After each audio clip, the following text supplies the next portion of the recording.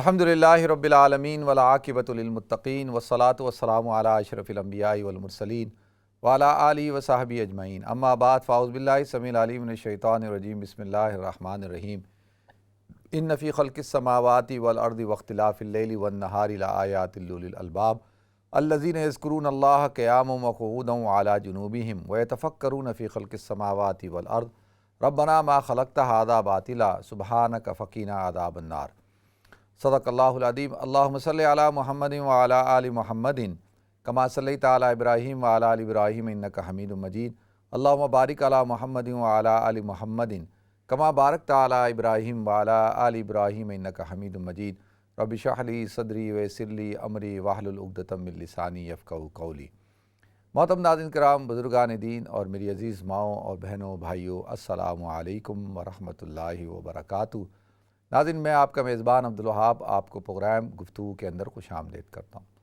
ناظرین، اللہ رب العزت نے اگر عمومی طور پر دیکھا جائے تو 4 قسم کی جو مخلوقات ہیں، جو اللہ کی تخلیق ہے، وہ بڑی اہم ہے۔ سب سے پہلے اللہ رب العزت نے فرشتوں کو پیدا کیا۔ فرشتے جو ہیں ان کے اندر کسی قسم کی کوئی شہوت نہیں ہوتی اور ان کی کوئی اپنی کوئی خواہش نہیں ہوتی۔ اللہ رب العزت نے ان کو ایک خاص مقام عطا کیا ہے اور وہ نور سے پیدا کیے گئے ہیں، جن کو نوری مخلوق کہا جاتا ہے، اور ہمارے ذمہ ہے کہ ہم ان کے اوپر ایمان لائیں۔ اور ان کی تعداد کا ہمیں علم نہیں کہ ان کی تعداد کتنی ہے، لیکن تمام فرشتوں میں 4 فرشتے جو ہیں وہ سب سے مقرب فرشتے ہیں، یا اللہ تعالیٰ نے ان کو ایک اسٹیٹس دیا ہے۔ حضرت جبریل علیہ السلام، حضرت میکائیل علیہ السلام، حضرت عزرائیل علیہ السلام اور حضرت اسرافیل علیہ السلام۔ یہ 4 فرشتے بڑے اہم فرشتے ہیں۔ پھر اور فرشتے ہیں، حاملین عرش ہیں، جنت کا داروغہ ہے جس کو رضوان کہا جاتا ہے، جہنم کا داروغہ ہے جس کو مالک کہا جاتا ہے، ملک الجبال، مطلب مختلف کاموں کے لیے اللہ تعالیٰ نے فرشتوں کو مقرر کیا ہے۔ بہت سارے فرشتے ہیں جو اللہ رب العزت کے عرش کا طواف کر رہے ہوتے ہیں اور وہ قیامت تک طواف ہی کرتے رہیں گے۔ تو اللہ رب العزت نے مسلمانوں کو حکم دیا کہ بھئی ہم ان کے اوپر ایمان رکھیں۔ آمنت باللہ و ملائکتہ، کہ ہم اللہ پر ایمان لائیں اور اس کے فرشتوں پر ایمان لائیں۔ تو فرشتے نوری مخلوق ہیں، لا یعصون اللہ ما امرہم ویفعلون ما یؤمرون، اور ان کو وہ کسی قسم کی کوئی ان سے خطا نہیں ہوتی، کوئی لغزش نہیں ہوتی۔ لا یعصون اللہ ما امرہم ویفعلون ما یؤمرون، جو ان کو حکم دیا جاتا ہے وہ کرتا ہے۔ اس اعتبار سے فرشتے جو ہیں وہ آپ سمجھ لیں کہ وہ معصوم ہیں، اور اللہ تعالیٰ نے ان کو جو جیسے جنات اور انسان کو اللہ تعالیٰ نے مکلف بنایا ہے، پابند کیا ہے کہ بھئی وہ میری اطاعت کریں گے، یا ان کے اندر اللہ تعالیٰ نے جو دوسری خواہشات رکھی ہیں، اس طرح سے اللہ تعالیٰ نے فرشتوں میں نہیں رکھی۔ پھر اسی طریقے سے اللہ تعالیٰ نے ایک دوسری مخلوق پیدا کی ہے جس کو جن کہا جاتا ہے۔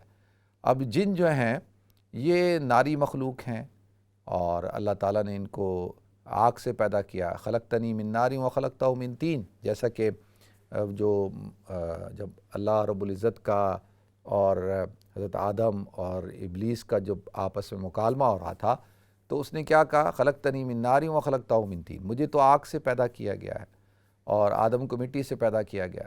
اب یہ جو جنات ہیں، ناظرین، جنات کو اللہ تعالیٰ نے عقل بھی دی ہے اور اللہ تعالیٰ نے شہوت بھی دی ہے، خواہشات بھی دی ہیں، اور اللہ تعالیٰ نے ان کو مکلف بھی بنایا ہے۔ جیسا کہ قرآن میں اللہ تعالیٰ نے ارشاد فرمایا، وَمَا خَلَقْتُ الْجِنَّ وَالْإِنسَ إِلَّا لِيَعْبُدُونَ، کہ ہم نے جن اور انس کو نہیں پیدا کیا مگر اپنی عبادت کے لیے۔ تو اس سے پتہ چلتا ہے کہ جنات بھی اللہ کی تخلیق ہیں، اور اللہ تعالیٰ کل قیامت کے دن ان کی اکاؤنٹیبلٹی ہوگی، اور اللہ تعالیٰ نے ان کو مکلف بنایا ہے۔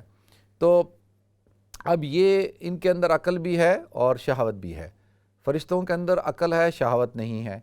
جنات کے اندر عقل بھی ہے اور شہوت بھی ہے، خواہشات بھی ہیں، اور یہ اچھے بھی ہوتے ہیں، برے بھی ہوتے ہیں، ایک کام بھی کرتے ہیں، برے کام بھی کرتے ہیں۔ قرآن میں جیسے کہ آپ نے سورہ جن کی تلاوت کر لیں کہ ان میں کفار بھی ہیں اور مسلمان بھی ہیں، مومن بھی ہیں۔ پھر اسی طریقے سے اللہ تعالیٰ نے ایک تیسری مخلوق پیدا کی ہے، اس مخلوق کو حیوان کہا جاتا ہے۔ اب اس کے اندر یہ سارے حشرات، دابۃ الارض، یہ ساری چیزیں اس کے اندر آ جاتی ہیں، اور تمام کی تمام جو مخلوق ہے فرشتوں اور جنات اور انسانوں سے ہٹ کر، اب ان میں یہ چوپائے ہیں اور خشکی کے جانور ہیں، سمندری جانور ہیں یعنی تری کے جانور ہیں، یا جتنی بھی حشرات ہیں، حیوانات ہیں، دابہ ہیں، یہ سب کچھ ان میں شامل ہیں، سارے کی ساری وہ مخلوق۔ اب ان کے اندر اللہ تعالیٰ نے شہوت تو رکھی ہے لیکن عقل نہیں رکھی۔ اب یہ ہے کہ وہ کھاتے ہیں، پیتے ہیں، بچے پیدا کرتے ہیں، یہ ساری چیزیں ان کے اندر رکھیں، لیکن ان کے اندر عقل نہیں ہے۔ اور اسی طریقے سے ناظرین، اللہ رب العزت نے ایک مخلوق پیدا کی جس کو انسان کہا جاتا ہے۔ انسان کے اندر اللہ تعالیٰ نے عقل بھی رکھی ہے اور شعور بھی رکھا ہے اور شہوت بھی رکھی ہے، یعنی عقل کے ساتھ ساتھ شہوت بھی ہے، خواہشات بھی ہیں۔ اور ان تمام مخلوقات میں جو اللہ تعالیٰ نے افضل المخلوقات جس کو بنایا، یعنی جو تمام یعنی جنات میں، ملائکہ میں، اور اسی طریقے سے جو ہے وہ دابۃ الارض اور یہ دابہ، حشرات الارض، یہ ساری چیزیں جو ہیں، ان سب سے زیادہ اللہ تعالیٰ نے جو فضیلت جس مخلوق کو دی ہے وہ انسان کو دی ہے۔ اور انسان اللہ کی بیسٹ کریشن ہے۔ لقد خلقنا الانسان فی احسن تقویم، اللہ فرماتے ہیں ہم نے انسان کو احسن تقویم پر پیدا کیا۔ وَلَقَدْ كَرَّمْنَا بنی آدم، ہم نے بنی آدم کو عزت دی۔ وَحَمَلْنَاهُمْ فِي الْبَرِّ وَالْبَحْرِ، ہم نے اس کو کیا دیا؟ قرار دیا، فی البر والبحر، خشکی میں اور تری میں، ورزقناہم من الطیبات، اور ان کو رزق عطا کیا پاک صاف چیزوں سے۔ وفضلناہم علی کثیر ممن خلق تفضیلا، اللہ یہاں پر فضیلت انسان بیان کر رہے ہیں، فضیلت آدم بیان کر رہے ہیں۔ وفضلناہم علی کثیر ممن خلق تفضیلا، اللہ فرماتا ہے ہم نے تمام کی تمام جو مخلوق ہے اس سب میں حضرت انسان کو فضیلت عطا فرمائی۔ تو لہذا ناظرین، اب جو اللہ کے احکامات کے جو مکلف ہیں وہ ہیں انسان اور جن۔ تو لہذا ابھی میرا جو خطاب ہے وہ انسان ہے۔ اللہ رب العزت نے انسان کو عقل بھی دی اور انسان کو شہوت بھی دی۔ یعنی عقل کا مطلب کیا ہے کہ انسان کو اللہ تعالیٰ نے وہ مادہ عطا کیا ہے، وہ اللہ تعالیٰ نے انسان کو ایک ایسا عضو عطا کیا ہے جو بظاہر نظر نہیں آتا۔ عقل کوئی یعنی کوئی مادہ جسمیہ نہیں ہے کہ بھئی جسم کا آپریشن کیا جائے۔ جیسے اب جب جسم کا آپریشن کیا جاتا ہے یا پوسٹ مارٹم کیا جاتا ہے تو ایسے کھول کے دل نکال کے دکھایا جاتا ہے کہ بھئی یہ دل ہے، یہ جگر ہے، یہ کڈنی ہے، یہ لنگز ہیں، یہ دوسرے اعضاء ہیں، اس طرح۔ لیکن عقل کو نہیں دکھایا جا سکتا کہ بھئی عقل کیا چیز ہے، کہ بھئی یہ ہے عقل۔ لیکن اللہ تعالیٰ نے انسان کو عقل عطا کی۔ اب عقل کیا ہے؟ عقل ایک نور ہے۔ عقل کے اوپر بڑی بحث ہے کہ بھئی عقل ہے کیا چیز۔ عقل العقل ما یعقل بہ، عقل کہتے ہیں ما یعقل بہ، کہ جس کے ذریعے سے انسان چیزوں کا ادراک کرتا ہے، شعور حاصل کرتا ہے۔ امام غزالی رحمۃ اللہ علیہ نے ارشاد فرمایا اپنی کتاب کے اندر کہ احیاء العلوم میں کہ عقل ایک کیا ہے؟ ایک نور ہے، ایک روشنی ہے۔ اور وہ کیسی روشنی ہے، وہ کیسا نور ہے کہ اس کے روشنی کے اندر اور اس کی نور کے اندر آپ چیزوں کو دیکھتے ہیں، پرکھتے ہیں، سمجھتے ہیں۔ تو اصل میں اللہ تعالیٰ کی طرف سے یہ ایک نعمت عظمیٰ اللہ تعالیٰ نے انسان کو عطا کی ہے۔ اب جیسے انسان کے جسم کے اندر آنکھوں کی ایک خاص اہمیت ہے نا، اگر آنکھ نہ ہو تو انسان چیزوں کا ادراک بہت مشکل سے کرے گا نا۔ حواس خمسہ میں سے قوت باصرہ جو ہے وہ بڑی اہم چیز ہے۔ مثال کے طور پہ اگر ایک دسترخوان ہو اور اس دسترخوان پہ ایک نابینا بیٹھا ہوا ہو اور ایک بینا بیٹھا ہو، یعنی جس کی آنکھیں ہیں، دونوں بیٹھے ہوئے ہوں، اب کھانے رکھے ہوئے ہیں، جو تو جس کی آنکھیں ٹھیک ہیں اس کو تو پتہ ہے کہ بھئی دسترخوان پہ یہ بریانی ہے، یہ پلاؤ ہے، یہ چکن قورمہ ہے، یہ مٹن قورمہ ہے، یہ روسٹ ہے، یہ سیلڈ ہے، یہ میٹھا ہے، یہ ہے، اور وہ دیکھے گا کہ بھئی اس کو کیا چیز کھانی ہے، وہ کھائے گا اور اس کو کھا لے گا اور اس کو پتہ ہے کہ وہ کیا کھا رہا ہے۔ اسی طرح سے نابینا جو ہے، جب تک اس کو بتایا نہیں جائے گا، جب وہ پلیٹ میں اس کو نہیں پتہ دسترخوان پہ کیا ہے، اب وہ ہاتھ مار رہا ہے، جو اس کے ہاتھ میں آ رہا ہے وہ کھا رہا ہے۔ جب تک وہ منہ میں ڈالے گا اور اس کا ذائقہ لے گا تو بتائے گا کہ ہاں بھئی یہ تو چکن ہے یا یہ بریانی ہے، یہ ہے کیا چیز۔ تو اب جیسے یہ آنکھیں اپنا کام کرتی ہیں نا، تو اسی طریقے سے جسمانی اعضاء، ظاہری اعضاء کے اندر جو آنکھوں کا کردار ہے، اسی طریقے سے انسان کے باطن کے لیے عقل کا کردار ہے، یعنی عقل جو ہے وہ دل کی آنکھ ہے، اگر اس کو اس طرح سے سمجھ لیں۔ اور شاہ ولی اللہ محدث دہلوی رحمۃ اللہ علیہ نے بات ارشاد فرمائی کہ عقل دل کی آنکھ ہوتی ہے، جیسے پورے جسم کی یہ جو دو ہمارے پاس یہ جو اللہ تعالیٰ نے چہرے پہ آنکھیں دی ہیں، یہ پورے جسم کو فوائد دیتی ہیں نا۔ انسان آنکھوں سے کتنے دیکھتا آنکھوں سے، لیکن کام کس سے کر رہا ہوتا ہے؟ ہاتھوں سے، چل رہا پاؤں سے، سن رہا ہوتا ہے، بول رہا ہوتا ہے، بہت ساری چیزیں ہیں، لیکن آنکھیں ایک مین کردار ادا کر رہی ہوتی ہیں۔ اسی طریقے سے دل کی جو آنکھیں ہیں وہ عقل ہے، اور عقل جو ہے وہ اس سے انسان جو ہے چیزوں کا ادراک کرتا ہے، اور اللہ تعالیٰ بھی جو ہے وہ مخاطب ہوتا ہے عقل والوں سے، یا اولی الالباب یا اولی الابصار۔ ابھی جیسے میں نے آپ حضرات کے سامنے جو آیتیں تلاوت فرمائیں جس میں اللہ تعالیٰ ارشاد فرماتا ہے ان فی خلق السماوات والارض واختلاف اللیل والنہار لآیات لأولی الالباب، کہ اس کے اندر نشانی ہے کن کے لیے؟ اولی الالباب۔ الباب لب کی جمع ہے، لب کہتے ہیں مغز کو، تو یعنی عقل مند لوگ جن کے اندر جو بیدار مغز ہیں، جن کے اندر شعور ہے، جن کے پاس عقل ہے، تو ان کے لیے کیا ہے؟ ان فی خلق السماوات والارض واختلاف اللیل والنہار، کہ آسمان زمین کی تخلیق، واختلاف اللیل والنہار، اور اختلاف یعنی رات کا آنا، دن کا چلا جانا، دن کا آنا، رات کا چلا جانا، واختلاف اللیل والنہار لآیات لأولی الالباب، اس میں نشانیاں ہیں کن کے لیے؟ عقل مند لوگوں کے لیے۔ اسی طرح سے اللہ تعالیٰ نے مختلف لہم قلوب یعقلون بہا، کہ اللہ فرماتے ہیں ان کے پاس دل ہیں جس سے وہ دیکھتے ہیں، سمجھتے ہیں۔ تو یہ اللہ تعالیٰ قرآن میں جگہ جگہ اس بات کو ارشاد فرماتے ہیں۔ تو لہذا ناظرین، عقل جو ہے وہ بنیادی چیز ہے۔ اب انسان کے پاس جو ہے وہ ہر انسان پیدا ہوتا ہے، اور ہر انسان جو ہے وہ عقل اور شعور لے کے پیدا ہوتا ہے۔ اللہ تعالیٰ ہر انسان کو عقل دیتا ہے، اور ہر انسان کو اللہ تعالیٰ جو ہے، یہ تو ہو نہیں سکتا کہ کوئی انسان پیدا ہو اور وہ کہے کہ جی میرے پاس جو ہے وہ عقل نہیں ہے، تو ایسا تو ہو نہیں سکتا۔ بیوقوفی ایک الگ چیز ہے، جیسے ہمارے یہاں مقولہ ہے کہ عقل بڑی یا بھینس، ہم کہتے ہیں نا کوئی آدمی بیوقوفوں والا کام کر رہا ہوتا ہے یا کوئی ایسی بات کہہ دیتا ہے تو ہم اس کو کہتے ہیں احمق، عقل بڑی یا بھینس۔ تو مطلب کیا ہے؟ مطلب یہ نہیں کہ بھئی عقل کا تو کوئی مقابلہ ہی نہیں ہے نا، یہ ایک مقولہ ہے کہ بھئی تیرے پاس عقل نہیں ہے، کیا تو جو ہے وہ بھینس کے بارے میں ہے نا کہ وہ سارا دن جو ہے وہ پانی میں رہتی ہے، سست ہے، بس چرتی رہتی ہے، زیادہ آپ اس کو ایکٹیو نظر نہیں آتی، اور زیادہ اس کے اندر ہوشیاری نہیں ہے، جیسے کہ گائیں کے اندر ہوتی ہے نا، گائیں اور بیل کے اندر ایسے، تو ایک مقولہ بن گیا، تو اسی لیے کہا جاتا ہے۔ اب دیکھیں اللہ تعالیٰ نے ہر انسان کو پیدا کیا، پیدا کرنے کے بعد اللہ تعالیٰ نے انسان کو عقل دی، یہ ایک بہت بڑی نعمت ہے۔ دیکھیں ایک بادشاہ نے، جو یہ نوشیروان عادل تھا، اس کا ایک وزیر تھا، وہ بڑا ہوشیار تھا۔ پہلے کیا ہوتا تھا، لوگ اپنے ساتھ عقل مند وزیروں کو رکھتے تھے، تو اس کا وزیر تھا، تو اس نے اس سے پوچھا کہ بتاؤ سب سے بڑی جوہر جو چیز ہے، سب سے بڑی نعمت یا وہ کیا چیز ہوتی ہے؟ اس نے کہا جی وہ عقل ہوتی ہے۔ تو اس نے کہا اچھا جی، انسان کے پاس اگر عقل نہ ہو تو پھر وہ کیا کرے؟ کہ بھئی اگر ایک انسان ہے، اگر اس کے پاس عقل کی کمی ہے تو وہ کیا کرے؟ تو کہا کہ اس کو چاہیے کہ وہ ایسے عقل مند دوستوں کو اپنے ساتھ رکھے، ان کی مجلس کو اختیار کرے کہ اس کے ساتھ ایسے لوگ ہوں جو عقل مند ہوں، جب کوئی وہ کام کرنا چاہے تو ان سے مشورہ کر لے، اور اگر وہ کوئی غلط کام کر لے، کوئی غلط بات کر دے، تو وہ عقل مند دوست اس کے اوپر پردہ ڈال لیں، اس کو کسی طرح سے کور کر لیں۔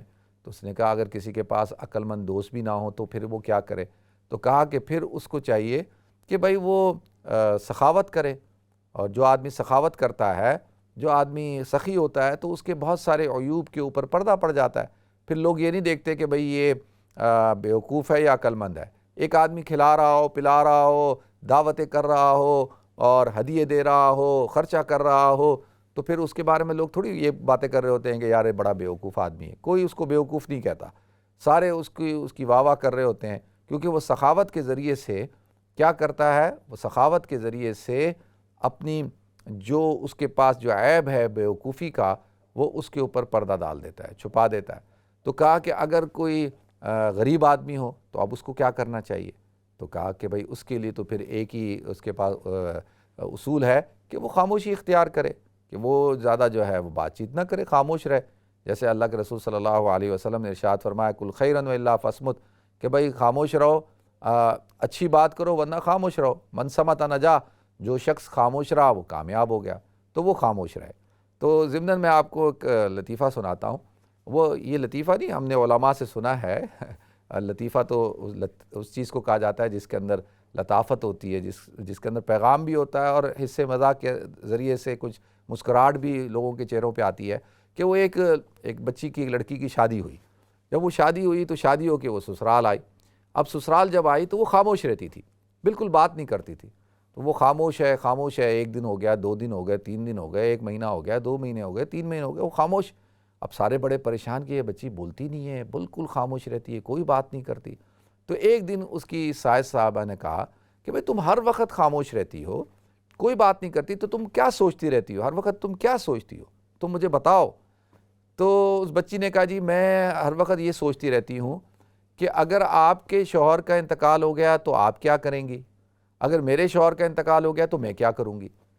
تو اس کی ساس نے کہا بھئی تیرا خاموش رہنا ہی جو ہے وہ بہتر ہے، تو خاموش ہی رہے۔ تو بعض لوگ ہوتے ہیں ان کا خاموش رہنا جو ہے وہ بہتر ہوتا ہے بنسبت بولنے کے، کیونکہ جب وہ بولتے ہیں تو مسائل کھڑے ہو جاتے ہیں۔ تو وہ پھر نوشیروان کو اس کے وزیر نے کہا کہ بھئی اگر ایک آدمی جو ہے وہ بیوقوف ہو لیکن اس کو بولنے کی عادت ہو تو پھر اب وہ کیا کرے، تو اس نے کہا پھر اس کے لیے تو اس کا مر جانا ہی بہتر ہے، کیونکہ وہ تو کبھی نہ کبھی اپنے آپ کو ہلاکت میں ڈال ہی لے گا۔ تو لہذا ناظرین، تو یہ عقل ایک بہت بڑی نعمت ہے، عقل ایک بہت بڑا اللہ تعالیٰ کی طرف سے انعام ہے۔ اب دیکھیں جیسے میں نے عرض کر دیا کہ آپ عقل مند ہیں، یہ اللہ کا فضل ہے، آپ جو ہے وہ عقل مندوں کی صحبت اختیار کریں، علماء کی صحبت اختیار کریں اور پڑھے لکھے لوگوں کی باتیں سنیں، کتابیں پڑھیں، تو اللہ آپ کو عقل دے دے گا۔ اگر وہ نہیں کر سکتے تو آپ جو ہے وہ سخاوت شروع کر دیں، پیسہ خرچ کرنا شروع کر دیں۔ اگر وہ بھی نہیں کر سکتے تو آپ اپنے ساتھ دوست ایسے رکھ لیں جو آپ کی تربیت کریں۔ اگر آپ وہ بھی نہیں کر سکتے تو پھر خاموش رہیں۔ خاموشی جو ہے وہ ایک چپ سو سکھ، وہ کہا جاتا ہے نا کہ بھئی ایک چپ سو سکھ کا مطلب کیا ہے کہ جب انسان چپ ہو جاتا ہے تو وہ بہت سارے مسائل سے اپنے آپ کو بچا لیتا ہے۔ تو لہذا اسی لیے یہ جو عقل ہے یہ بڑی اہم چیز ہے، اللہ تعالیٰ نے انسانوں کو عطا فرمائی۔ لیکن صحابہ کرام میں حضرت علی رضی اللہ تعالیٰ عنہ کو اللہ تعالیٰ نے ایک بڑی فہم و فراست عطا فرمائی تھی۔ وَأَقْضَاهُمْ علی، یعنی ان کے بارے میں کیا ہے کہ علی بہترین فیصلہ کرنے والے تھے۔ انا مدینۃ العلم وعلی بابھا، کہ میں شہر ہوں علم کا اور اس کا دروازہ علی ہے۔ تو حضرت علی رضی اللہ تعالیٰ کے پاس جو ہے وہ 2 افراد کا جھگڑا ہو گیا۔ اور کس بات پہ جھگڑا ہوا کہ وہ دونوں سفر کر رہے تھے اور ایک اپنے ساتھ 5 روٹیاں لے کے آیا تھا اور ایک جو ہے اپنے ساتھ 3 روٹیاں لے کے آیا۔ اب وہ دونوں سفر کر رہے تھے تو انہوں نے جب راستے میں بیٹھے کھانا کھانے کے لیے تو اس نے اپنی 5 روٹیاں نکالی اور جس کے پاس 3 تھی اس نے اپنی 3 نکالی۔ اب وہ جیسے ہی کھانا شروع کرنے لگے تو ایک مسافر وہاں سے گزر رہا تھا، تو ان دونوں نے اس کو کہا کہ تم ہمارے ساتھ بیٹھ جاؤ اور تم بھی ہمارے ساتھ کھا لو۔ تو اس مسافر نے بھی ان کے ساتھ بیٹھ کے کھانا کھا لیا۔ جب اس نے کھانا کھا لیا ناظرین، تو اس نے کیا کیا کہ جاتے ہوئے 8 درہم نکالے اور 8 درہم دے کر چلا گیا۔ اب جب 8 درہم دے کے چلا گیا تو اب ان دونوں میں جو ہے وہ اختلاف کھڑا ہو گیا۔ تو جس کی 5 روٹیاں تھیں اس نے 5 درہم اپنے پاس رکھ لیے اور جس کی 3 روٹیاں تھیں اس کو 3 درہم دے دیے کہ بھئی 3 درہم تیرے، 5 درہم میرے، کیونکہ 3 روٹیاں تیری تھیں، 5 روٹیاں میری تھیں۔ تو وہ شخص کہنے لگا نہیں، وہ ہمیں دے کے گیا 8 درہم اور اس نے ہمارے ساتھ بیٹھ کے کھانا کھایا ہے، تو لہٰذا 4 درہم تمہارے، 4 درہم میرے 3 درہم نہیں بلکہ 4 درہم بنتے ہیں اور تمہارے 5 نہیں بلکہ 4 بنتے ہیں، آدھے آدھے تقسیم کرو۔ اب ان دونوں کے اندر بحث ہو گئی۔ اب وہ اس مسئلے کو حضرت علی رضی اللہ تعالیٰ عنہ کے پاس لے کر پہنچے۔ جب حضرت علی رضی اللہ تعالیٰ عنہ کے پاس آئے تو حضرت علی رضی اللہ تعالیٰ عنہ نے کہا کہ بھائی دیکھو جو اس نے فیصلہ کیا ہے نا کہ 5 درہم اس نے رکھ لیے، 3 درہم تمہیں دے دیے، تو اس 3 روٹیوں والے کو کہا یہ تیرے لیے بہتر ہے اور اس میں تیرے لیے خیر ہے۔ اس نے کہا نہیں، آپ فیصلہ کریں، مجھے آپ کا ہر فیصلہ قبول ہوگا۔ اس نے کہا اس فیصلے سے ہو سکتا ہے، حضرت علی نے کہا کہ تجھے نقصان ہو سکتا ہے۔ اس نے کہا نہیں، آدھا آدھا ہوگا، کیسے ہوگا؟ بھائی کھانا کھایا اس نے تو اس نے 8 درہم دیے تو ہمیں 4 درہم ملنے چاہیے، یہ کیا کہ جی وہ 5 درہم وہ رکھ رہا ہے، 3 مجھے دے رہا ہے۔ تو حضرت علی نے کہا ٹھیک ہے، میں فیصلہ کروں گا، تمہیں اس فیصلے کو ماننا ہوگا۔ انہوں نے کہا بالکل میں مانوں گا۔ تو حضرت علی رضی اللہ تعالیٰ نے ارشاد فرمایا کہ جس کی 3 روٹیاں تھیں اس سے کہا کہ بھائی اگر تمہاری ایک روٹی کے 3 ٹکڑے کریں، کتنے کھانے والے تھے؟ اس نے کہا 3 کھانے والے تھے۔ کہا ایک روٹی کے 3 ٹکڑے کریں تو 3 روٹیوں کے کتنے ٹکڑے بنتے ہیں؟ اس نے کہا جی 3 روٹیوں کے جو ہے وہ ظاہر سی بات ہے کہ اپنا 9 حصے بنتے ہیں، 9 ٹکڑے بنیں گے۔ اور کہا جس کے پاس جو ہے وہ 5 تھے، اس کی 5 روٹی تھی، اس کے کتنے ٹکڑے بنے گے؟ اس نے کہا جی اس کے جو ہے وہ 15 بنیں گے۔ اور 15 اور 9 کتنے ہوتے ہیں؟ 15 اور 9 جو ہے وہ 24 حصے بنتے ہیں۔ تو کہا کہ ٹوٹل جو ہے وہ 24 ہو گئے۔ اب 24 کو کھانے والے 3 ہیں، اب 24 کو کس پہ تقسیم کر دو؟ 24 کو 3 پہ تقسیم کر دو۔ جب 24 کو 3 پہ تقسیم کیا گیا تو ایک کے حصے میں کتنے ٹکڑے آئے؟ 8 ٹکڑے آئے۔ 8 × 8 8 × 16 8 × 24۔ تو ایک کے حصے میں 8 آئے، تو لہذا اب یہ 24 ٹکڑے، تو جس کے بنتے تھے 9 ٹکڑے روٹیوں کے، اس نے اپنے 8 ٹکڑے روٹیوں کے کھا لیے، 8 حصے کھا لیے، اس کا بچا ایک حصہ۔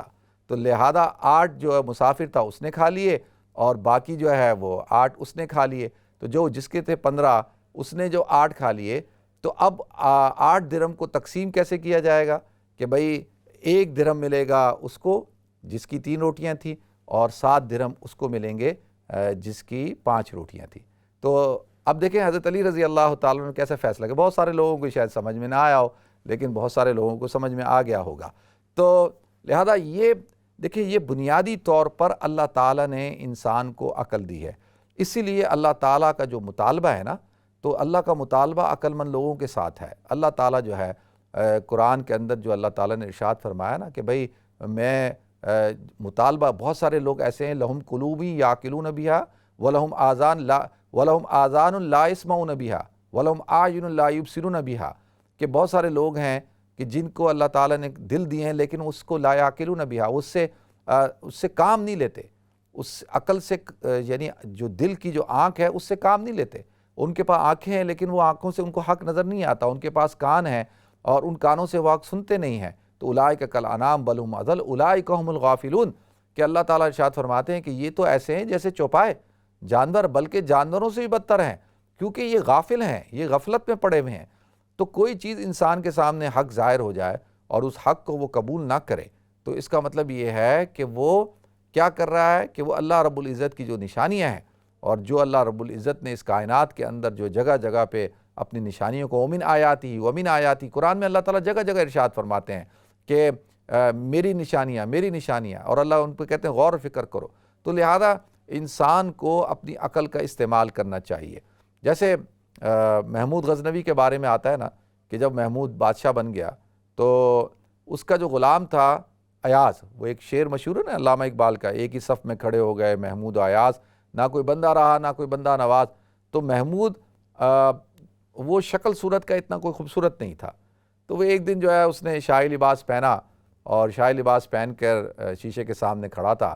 تو ایاز کو کہتا ہے ایاز، مجھ سے پہلے جو بادشاہ تھے وہ سارے بڑے خوبصورت ہوتے تھے، حسین اور جمیل ہوتے تھے، ان کی بڑی وجاہت ہوتی تھی، میں تو شکل صورت کا اتنا خوبصورت آدمی نہیں ہوں، تو میں چاہے کتنا ہی اچھا لباس پہن لوں، اس لباس پہننے کا فائدہ کیا جب میری شکل نہیں اتنی اچھی۔